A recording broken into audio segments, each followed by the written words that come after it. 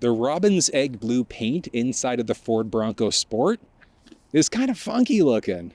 You're going to find it in the heritage version of the vehicle, and it's going to have some nice contrast. Like you've got this white stripe, follows all the way throughout the body, white roof, white wheels, and a few other unique highlights that make the Bronco Sport heritage a little bit funky, more of like a throwback to some better times.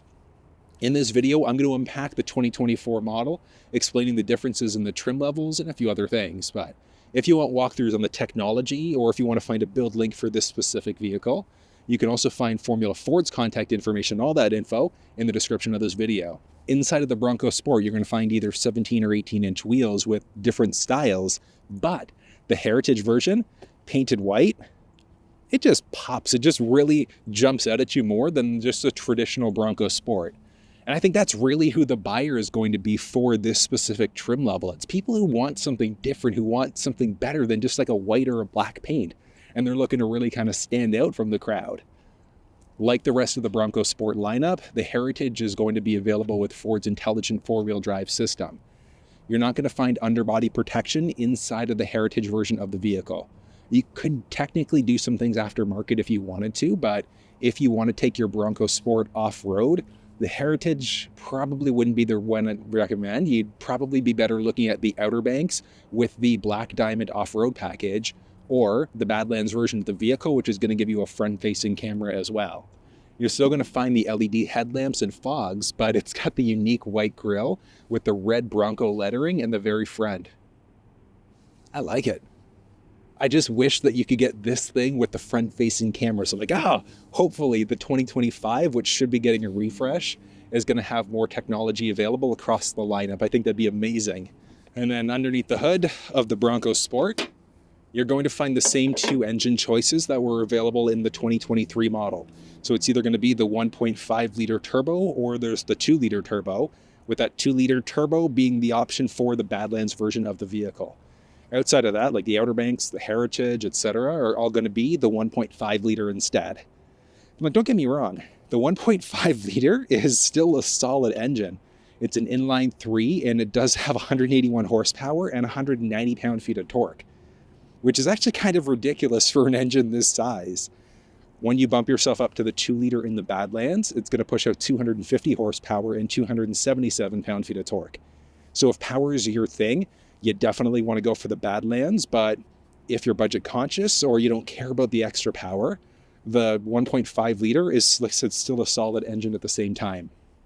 Easy access for everything as well, so top up your fluids, change oil. There's no engine cover inside of this thing either. But you just want to make sure, maintain your vehicle to maintain that manufacturer's warranty. And in the Ford world, it's pretty much industry standard. You're looking at a basic warranty of 3-year, 36,000 mile or 60,000 kilometers. And then your powertrain warranty is going to be a 5-year, 60,000 mile, 100,000 kilometers. It's pretty good. Filling up fuel inside of the Bronco Sport is along the driver's side. It's an unlocked cover with a capless system. Minimum manufacturer's recommendation is regular 87 octane. So just regular fuel is all you need to use inside of this thing. But horsepower and torque specs are all achieved using a premium fuel. So they're actually technically achieved using a 94 octane. Do you need to use it? Absolutely not. Minimum manufacturer's recommendation is 87.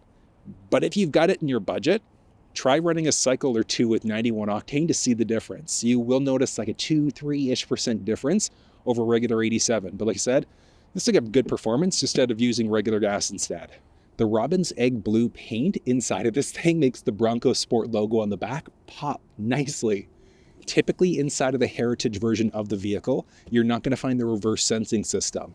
That is available optionally at time of ordering or technically even aftermarket. But it is an added convenience package inside of the Heritage version of the vehicle to get it, which also gives you a series of other useful features. You're going to find the option for the tow package available from the factory, and it's got the 4-pin wiring harness on top of that. Towing inside of the Bronco Sport with the 1.5-liter engine, you're maxing out at 2,000 pound towing capacity. Inside of the 2-liter that you'll find in the Badlands, that thing can pull up to 2,200 pounds, which is pretty respectable, like bike rack carriers, things like that. But if you're looking at pulling a little bit more, you could always look at the Escape as an option, which has up to 3,500 pounds. So does the Edge. Or you could bump yourself up to the Explorer to get up to 5,600 pounds. I like that the Bronco Sport carries that old school Escape body styling to a degree with some of the functionality, because you can separate the rear glass if you wanted to, but you could also lift the door up as well. And this is as high as it's going. So I'm 6 feet tall, and this thing would take me out if I were to walk inside. But inside of the trunk area of the vehicle, the cargo area, there's not a ton of stuff back here. One thing that I like about the Bronco Sport is that it's got lights. So there's a button you can push there. So it's got some puddle lamps on both the driver passenger side. Along the right side, there's a 12-volt power point, and then a little light there as well. On top of that, it's also got a little bottle opener on the passenger side. This is just your regular liner that you're going to find right from the factory. The back of the seats also have the option for rubberized seat backings as well. So if you were going to fold that seat down, muddy boots and things like that, it's definitely your friend, because you can easily pull it out in order to spray it down. But lifting this thing up, you're going to find a 17-inch spare tire. And then it's also got the white spigot there. So if you ever needed to fill up using a jerry can, that's where you're going to go to make it happen. On top of that, underneath the spare tire, you're going to find the jack. So if you ever pop a tire, puncture a tire, need to change it out, you technically could do it yourself. But one of the nice things about being a Ford owner is that you also have access to Ford Roadside Assistance. And that's good for the same length as the powertrain warranty. So it's a 5-year, 60,000 mile, 100,000 kilometers. One of the big benefits of that warranty or the roadside assistance is that if you pop a tire, you need it changed out, you need fuel delivery, winching services within limits, you do have that access available. And like I said, 5-year, 100,000 kilometer coverage is pretty solid at the same time. But it's tied to the vehicle and not to the driver. So you can't call Ford Roadside Assistance for anything but your Ford vehicle. Folding down the second row seats, you can do it in the back, right along the top, but if you don't need to get to the cargo area to fold down the seat, along the second row door there, you're just going to pop it open. There's a button along the top. You're going to grab, and down she goes. And that gives you a ton of space available. And the measurement units that you're looking at, that's going from right where the trunk would close to just in behind the armrest between the first row seat, so that driver passenger seat. So if the driver's seat is forward or backwards a little bit, you'd be plus minus a couple inches, just depending on how far back or forward it is. One thing to point out, the liftgate inside of this thing is only going to be manual. So you don't have the option for a power liftgate inside of this thing whatsoever, regardless of the trim level that you're in. The Bronco Sport is a pretty decently sized vehicle too. And I've said this in some of my other Bronco Sport videos, that if you're a bigger fan of that older, boxier style Escape from the early 2000s, actually, this is up to like 2012, 2014, this thing is really the replacement for that. So it does have a pretty boxy style. You've got your options for crossbars. There are a ton of different accessories that you can look at. I was at the auto show recently, and they had a nice crossbar setup there. So if you wanted like a roof rack carrier, that's available. They even had a tent set up in the back end of this thing. There is technically a tent that's available for the top too. So if you wanted to climb up and sleep on top of your car, you could technically do that, which is pretty cool. Side view mirrors there do feature a blind spot monitoring system. So that's going to highlight orange if somebody's entered the blind spot on either side of the vehicle. For 2025, the 5-digit number pad is also no longer available from the factory. So you have to get it added in as a dealer installed option only. But this thing still does feature intelligent access. So you can push there to lock the doors as long as you have the fob on you. Slide your hand in order to unlock it. Look at these funky seats. It's kind of neat. I'll touch on that in a second. Now, unlike the rest of the Bronco Sport lineup, where this is like a bronzed highlight, it's white instead. And that follows throughout the dash there as well. But nothing too crazy along the sides. You've got your basic unlock lock buttons. There would be the option for driver's seat memory inside of some of the higher trims. Your basic side view mirror controls, window controls, and then this thing only has the option for the 6-speaker audio system. So a little bit of door storage, typical Bronco styling there. That seat, that's super funky. Unique cloth, but it is power, which is nice. So you can move the seats forwards, backwards, up and down, adjusting the backrest, and then there's also 2-way lumbar support there. On the inside, all of your basics. So this is to open up the rear end. It's manual though, so it's not power, it's more or less just a release, but figure out what's going on with your running lamps, turn your fogs on or off, and then increase or decrease the brightness of the cluster screen and the infotainment system. And then you've also got the hood release there, so just pull it twice. Ooh, that's not mayonnaise. That's just a little bit of dirt. Yeah, definitely not mayonnaise. And hopping inside. Oh, ooh, that's actually nice. Seating here is comfortable. And hold on, I gotta do this.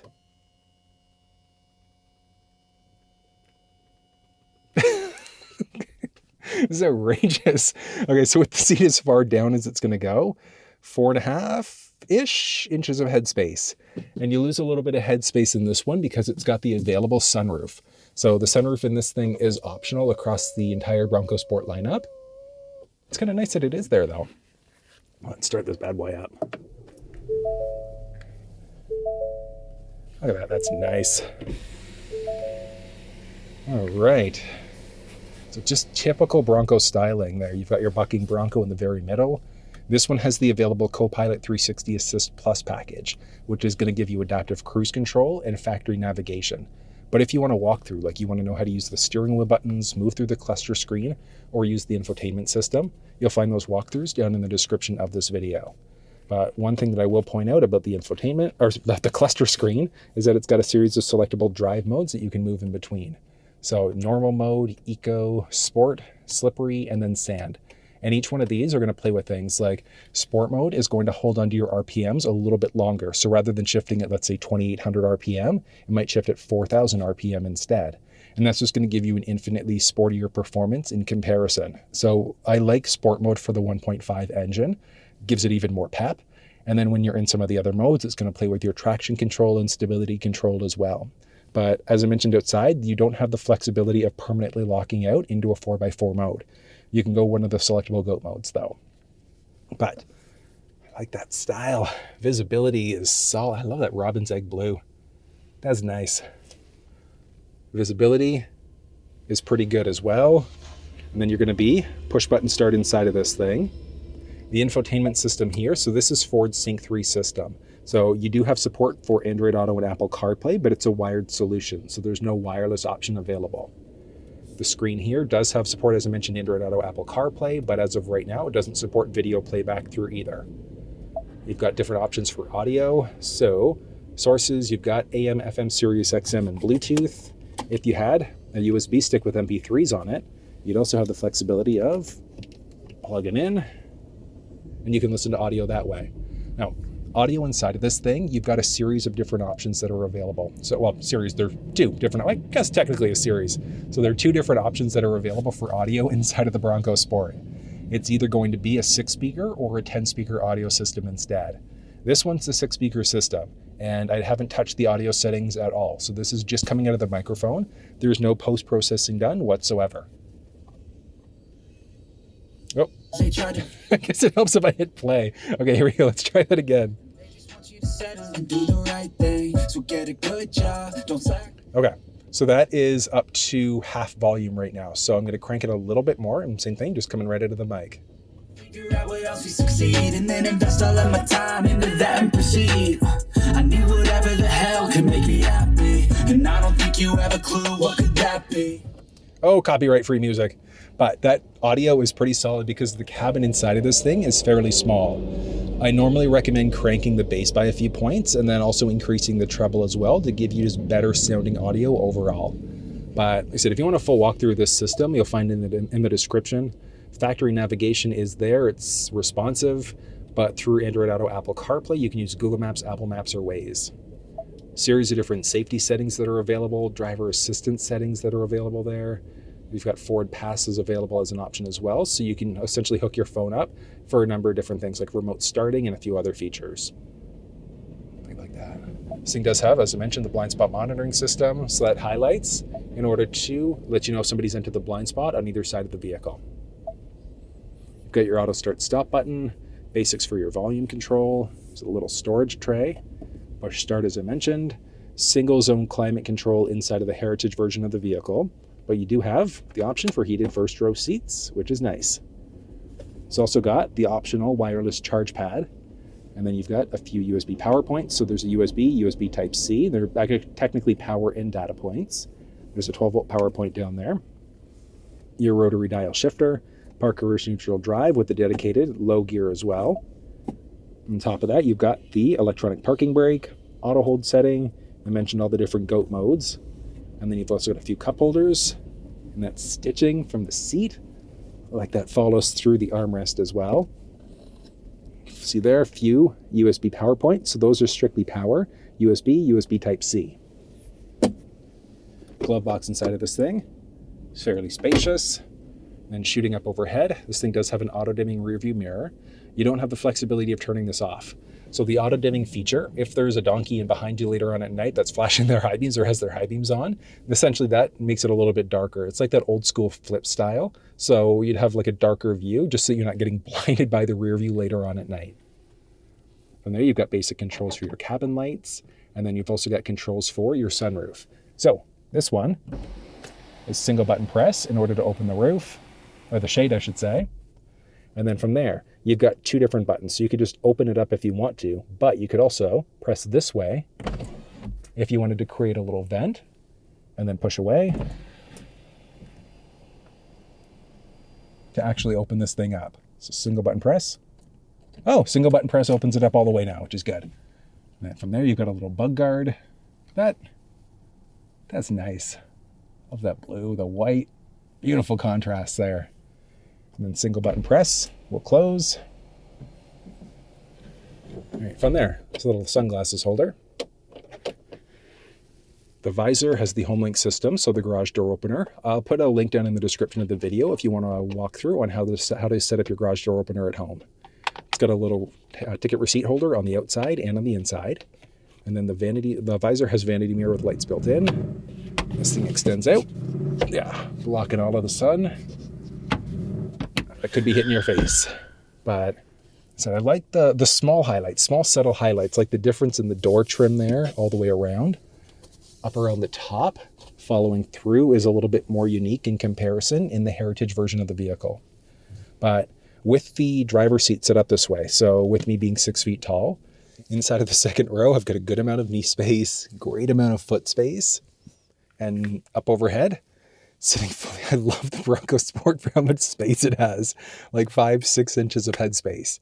So if you're like 6'5", 6'6", you'll probably be able to sit inside of the second row with an asterisk. And that's depending on how tall the driver is, because don't forget about that knee space. So have a little bit of extra space there as well.